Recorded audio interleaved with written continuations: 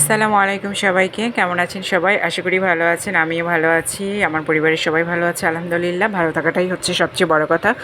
নতুন একটা দিন মানেই নতুন করে আবার সব শুরু। প্রতিদিন সকালে উঠে অনেক কিছু কাজ থাকে, তাই না?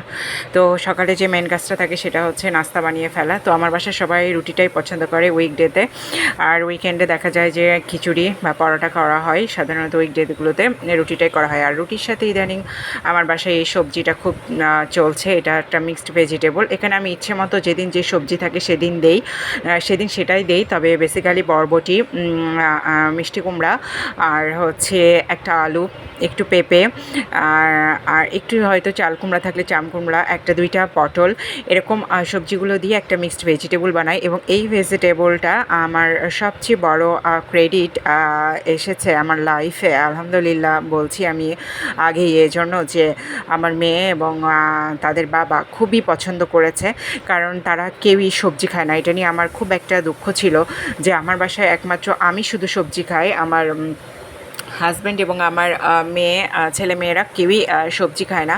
ওরা নির্দিষ্ট কিছু সবজি খায়, সবজি খায় না বলতে নির্দিষ্ট কিছু সবজি খায়। যেমন গরুর মাংস যদি পেঁপে দিয়ে রান্না করা হয় সেটা খাবে, আবার গরুর মাংস যদি লাউ দিয়ে রান্না করা হয় সেটা খাবে।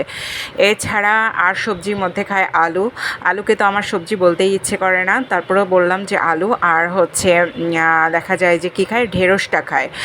হ্যাঁ, তো এরকম নির্দিষ্ট কিছু সবজি খায়। আর মিষ্টি কুমড়াটা খায় পুঁই শাক দিয়ে।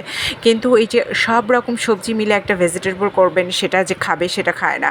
তো এটা নিয়ে আমার খুবই দুঃখ ছিল। আমার মেয়ে তো আরও খায় না, ওদের বাবাও খায় না। মানে ওরা খুবই মানে চুজি খাবার দাবার ব্যাপারে দেখা যায় যে সিম্পল মাংসটাই বেশি ফেভার করে।